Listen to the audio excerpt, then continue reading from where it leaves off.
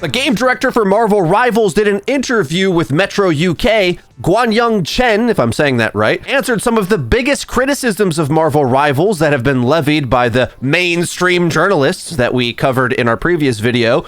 So I found this interview particularly interesting. Role lock, their philosophy on balance, too many duelist heroes, the role of tanks in the game, when to expect new heroes, it's going to be every 6 weeks by the way, and how to balance the interests between the casuals and the hardcore competitive players. You've been pretty clear about not wanting to enforce role lock, which sets hard limits on how many class types can be in a single team, to try to create an even spread of healers, tanks, etc. prior to release. That said, the community conversation around the topic right now is really loud. If that conversation becomes loud enough, would you be willing to change your stance? He says, yeah, we totally get that the community is discussing role lock and role queue. At its core, it's really about the game balance. So what we want to offer is more lineup or more team comp possibilities through our hero design and our team up mechanic. So we'll be taking a little bit more of a Marvel inspired approach. It's all about giving the players the freedom to experiment and find their unique strategies,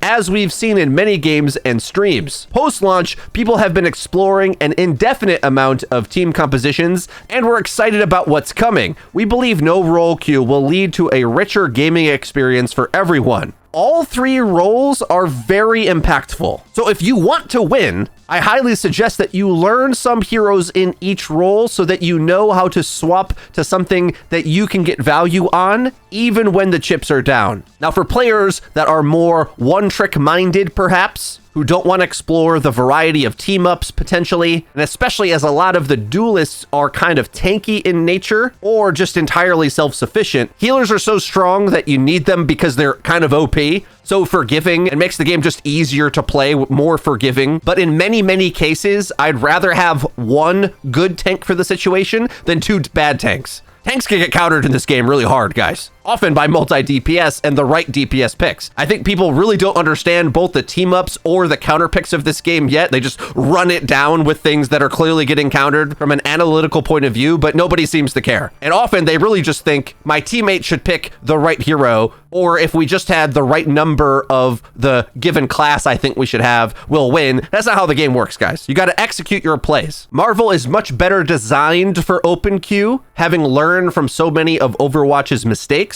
There is no such thing as a tank synergy that can block 100% of the enemy's offense. That does not exist. So no matter what, and while shielding and defenses are very strong, melees go through it and half the cast is melee, it seems. So I think they both made some design decisions on how they're going to make characters and how they interact. That means you don't really need role queue. And while I don't suggest you go more than 3 duelists, I don't think at all the game's unwinnable or unplayable if you have 3 or 4. And he'll speak a little bit later about the number of duelists as well. While it's usually the case that more players like damage anyway, Marvel is a little bit of a different scenario because these are characters with established fan bases that might play any given character they like, regardless of the role, just because they're so iconic in the Marvel lore. The cool factor of any of the characters matters so much, and I find all 3 roles very cool and appealing. Whereas in other games, some roles are just kind of lame the way they interact with the game. And like, yeah, you need it, but it's boring of a playstyle or an identity. Whereas I just don't get that feeling in any of the Marvel roles. And now, given more and more time, I've really started to establish a bigger hero pool for myself. But of course, I do have to admit, this type of format benefits the type of player that plays lots of heroes across different roles, which I am. But I'm sick and tired of trying to argue for what everybody else wants all the time. Why don't I get something I want, seeing this is what I asked for since 2019? So forget being reasonable and balanced. I'm way past that, guys. The Overwatch community called me all sorts of names for trying to be fair. No. I'm ruthless now. I just say exactly what I want, and I believe I should get it always, just like the rest of you. Okay. He's asked, how important is game balance to you? With patch notes, how quickly do you want to put them out? Do you want to mess with metas and strong heroes that become outliers quickly, or give them time? Chen responds, after the launch, we've been keeping close eye on the game's environment and balance. Moving forward, we'll be looking at hero pick rates and win rates in different scenarios. Once we have some more detailed analysis and through thoughtful consideration, we'll definitely make necessary balances and adjustments. It's all about creating a good experience for our players. It hasn't been that long since our launch, so we're going to continue to monitor everything and make sure everything feels right. So this answer And this whole interview, it was just published today, but they said it was before Season 1 launched. Of course, Season 1 came out with a lot of tuning adjustments, which I originally kind of hated some of them. I wish they made Venom more interactive rather than just higher, more forgiving stats. Wolverine is way too easy for how strong he is. I don't like how many powerful support ults there are without any nerfs, but the game's bombastic fun, so let's not optimize the fun out of this game. I'm looking at you, Overwatch community, that tries to min-max every single little detail rather than enjoying the game you're playing. That's not the culture I want in Marvel Rivals, because I didn't want it in Overwatch, and I lost that battle years ago. I think they clearly overjuiced some characters. Moon Knight's ult is insane now. Storm doesn't need to be this strong, I don't think. But ultimately, I'm not expecting this game to have actual balance and parity throughout the roster. Rearranging the S-tier picks is okay. What I don't want them to do is nerf down the fun factor of the game just because it's imbalanced. For me, I hope that they lean a little bit more on everything feeling right rather than looking at pick rates and win rates, because those are just going to shuffle indefinitely. I don't want them to overstat easy characters just so they can compete up against more skill expressive ones. I think Venom's cool. I like playing him. We don't need him to be gifted extra stats so that he can compete to the insanity you can pull off with Hulk. Same thing for Wolverine, Scarlet Witch, Jeff, for that matter. Further, he's asked about philosophy on game balance and if they'll balance based on what's strong in tournaments or to preserve the casual player experience. Chen says the team generally wants every kind of player to enjoy the game in their own way. So instead of just zeroing in on either tournament results or quick play, we're going to take a broader look at overall balance data on all heroes in the modes. Additionally, we also introduced a pick ban system in higher ranked play. So this adds another layer of strategy for competitive players, giving them more choice in how they want to approach every single game. Really? More choice? I was told it restricts choice. Wait, that's right. That's exactly what it does. Now, I'm going to be watching carefully how they answer questions and what their behavior is, because there was a big problem covering Overwatch and Blizzard. Well, they'll say something, but kind of do another thing. Like, do the actions and balance changes make sense to what they're saying? To some degree, I think they would have nerfed Luna ult in a more significant way if they were only going at high-tier gameplay. Or, they've already published the win rates. Mantis is actually the one with the highest win rate from the old Season 0 data, of course. And Mantis didn't get nerfed. So far, at least, I think it's true to say that they have let the heroes cook. While I cringe at a few overstat examples, for the most part, they've left the game alone. Asked about seasonal bonuses, Chen says, let's break down the team-up mechanic. First of all, team-ups involve 2 or 3 heroes, with one acting as a core team-up, which is the one that receives seasonal bonuses. So when there's a core hero on the field, any other hero from that specific team-up would activate the whole team-up mechanic. And you really only need 2 heroes to trigger one team-up, which specifically means that a team can easily activate 3 sets of team-ups in one game that add a whole new layer of strategy and depth to team compositions. Yes, and that's exactly why you wouldn't really want to have roll queue, because you should be trying to build these. He goes on, so on one hand, we want to encourage players that use these core heroes by giving them additional season stat bonuses, which helps them activate more team-ups potentially in one game. So we believe by doing this, we would have more freedom, but we let players choose the heroes that they want to play. Looking ahead as we move on seasonal updates, we'll be introducing new heroes and we'll be refreshing the team-ups every season. That includes adding new team-ups as well as breaking down and reshaping the existing ones to keep the experience dynamic and engaging for everyone. Now, he says reshaping. In Overwatch, we probably would call this a rework. If we think of the team-ups we have right now, the one that sticks out like a sore thumb to me is Groot having Rocket Raccoon or Jeff ride him, which seems just bad. You could maybe min-max it to jump on, get the stat bonus, but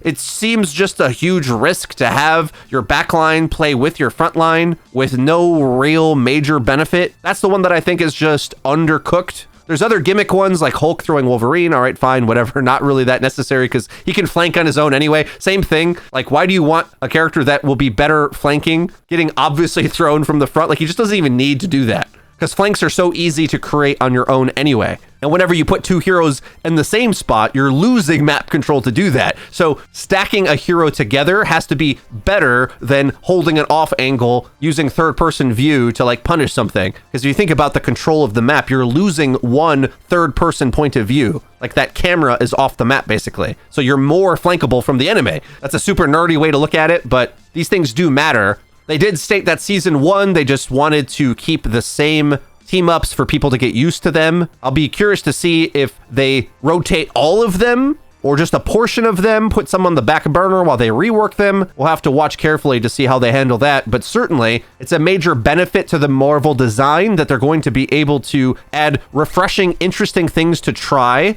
that everyone will enjoy at every level of play, whether they're bad or not. And then on top of that, maybe shake up the meta a little bit. He's asked, why did the game launch with such a disproportionate amount of duelists? When you're designing a hero, do you decide the role after? Do you plan to try to make the roles more even, or do you not think it matters? Our choice of heroes will be guided by the overall gameplay experience or theme that we want to create for each season. So it'll revolve around the season, and right now, at post-launch, we have 8 Vanguards and 7 strategists at launch. The team believes that it gives the players a solid variety for tactical matchups or team compositions. Having more duelists at the moment will definitely enhance the duelist experience, letting players dive a little bit deeper into that aspect. So lastly, big shout out to our community, as we've seen a lot of feedback as we look ahead to the future seasons, starting with season 1. We would definitely keep this in mind when introducing new heroes, and we would like to make everyone feels heard and excited. Okay, this is kind of a strange response. I think there's going to be some translation things we have to consider, either because they're not speaking in their native language or it's being translated from Chinese. He kind of just admits like, yeah, you're going to feel like you have a lot more empowering choice from duelists. I think something that's very important to talk about now that we should start thinking about more critically as analysts of Marvel Rivals.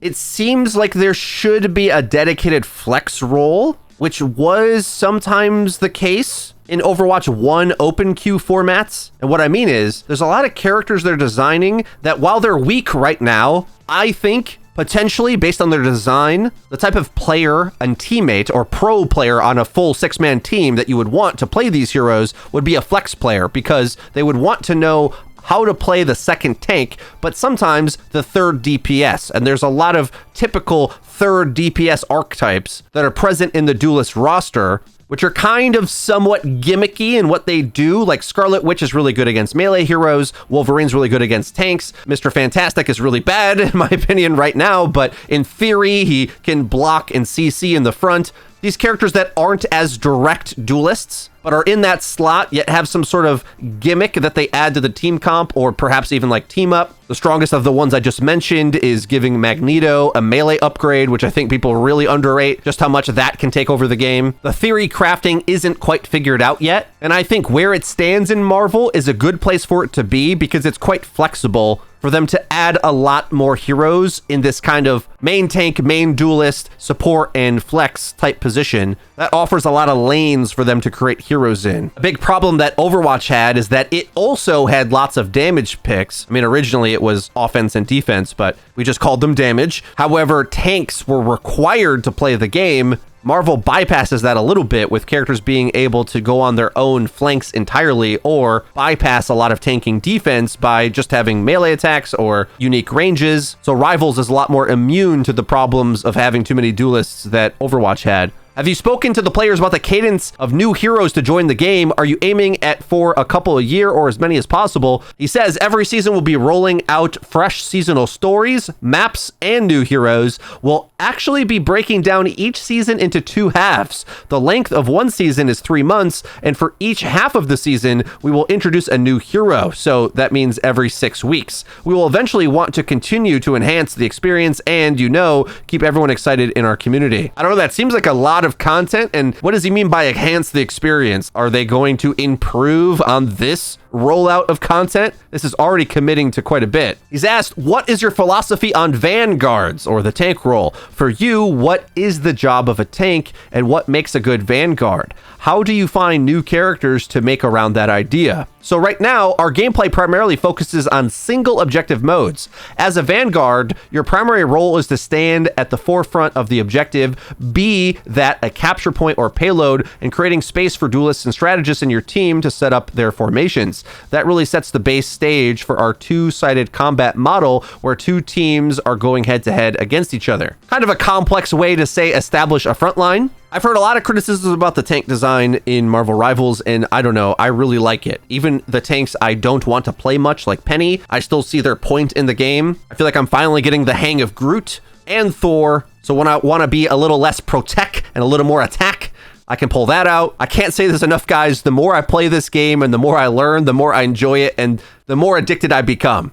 As a Phil player, I always feel I have a bevy of options to contribute to my randomly made match-made team. And win or lose, I've really been loving playing this game. He goes on talking about Vanguards here. So from there, we also believe that Vanguards will have the strongest survivability in the game. There are many ways to express that. For example, we have Doctor Strange Magical Shield, Groot's Wood Walls, Hulk and Venom's High Mobility. This all leads to a diverse range of gameplay styles for our Vanguards, which is fundamentally a core part of our design philosophy. Since we are also a Marvel superhero game, we don't want Vanguards just to soak damage. We also want them to contribute more to the team, so that's why we've designed some really cool mechanics to go along with them. For example, we have the famous Doctor Strange portals, we have Penny Parker's web traps and web zones, and we also have Magneto's ultimate ability that actually absorbs enemy projectiles and turns them into a powerful counterattack. I've heard a lot of criticisms over the tank philosophy, and I'm on the side of the devs here, I think. As far as tank design goes, I feel like I can contribute in any way I would need a tank to with the hero roster we already have. Whereas at several times in Overwatch's life, it felt like we were lacking certain picks to be able to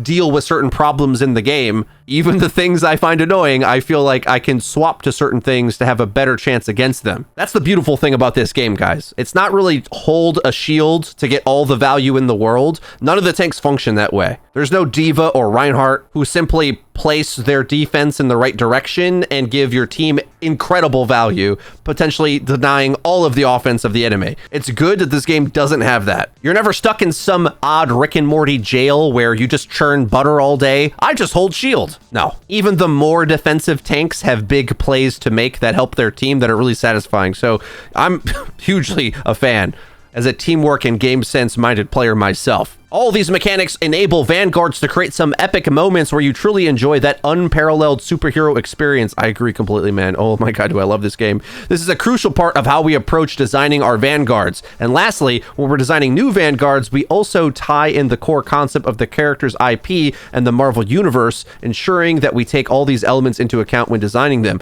I'm really excited to see what The Thing is going to do. I have no idea what to expect. I hope he's kind of like Hulk, with some powerful melees and skill expression, but we'll have to see. Are you happy with the current map variety in the game? Yeah, we're actually very happy with the diversity of our maps we have right now. Also, all the destructibility. In the future, we will also be planning to introduce even more map diversities, so stay tuned for that. I don't know if he means more maps or more types of maps. Like, what does map diversities mean?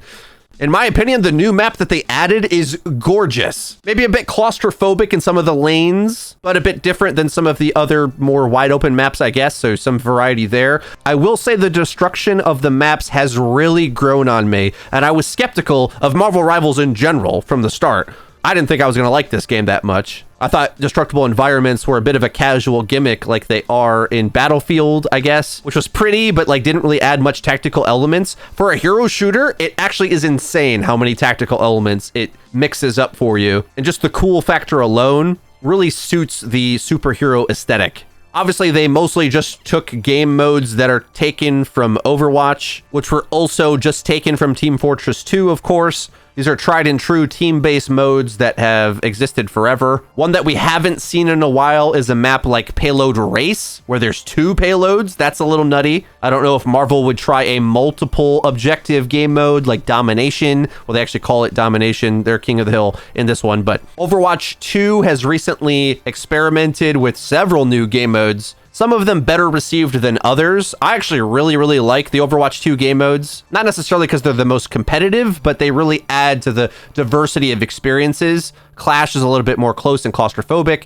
Flashpoint is bigger, longer, and somewhat more random. They're both pretty chaotic though, but it does help change the style of engagements somewhat. It'll be curious to see if either of these games try to reintroduce Capture Point 2CP, or as Overwatch called it, Assault, which was the most straight up strategy-based mode of them all, whereas all of the modes we're currently playing in both games are very brawly and deathmatchy. Next question he's asked, Marvel Rivals is excelling because of its fun, casual experience, but you have already started tournaments and have had some esports aspirations. How will you make the game competitive in those areas while trying to retain that fun chaos that the game is enjoying right now? He says, we've actually been thinking about this on a broader scale, looking at the picture as a whole. We really hope that when we do the competitive modes or tournaments, they will coexist with our quick play.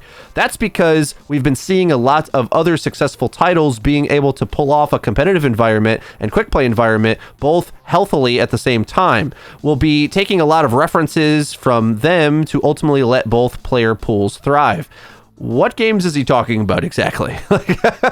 I'm curious. Like, is he talking about Call of Duty? Is he talking about Overwatch? Is he talking about MOBA games, which are kind of more hardcore as a general principle, but League is pretty mainstream? The more I think about it, honestly, guys, I think Marvel Rivals has much more to be compared to the likes of MOBA games or even RPG PvP modes. While the game modes, objectives, and a bunch of the hero abilities themselves are taken from Overwatch, I just really feel like the game plays a lot more like a MOBA. The most MOBA we've seen in the hero shooter genre by far. Like legit closer to Smite than Overwatch in a lot of cases. This answer wasn't incredibly clear either, so we'll have to pay attention closely how they handle this over time. Let me know what you think about all of this in the comment section down below. If you did enjoy this video, please be sure to leave it a like, and don't forget to click subscribe and the bell icon to actually get notified when our videos come out. That's been it for me. I've been Frito for your... What game are we covering again? I'll see you guys next time.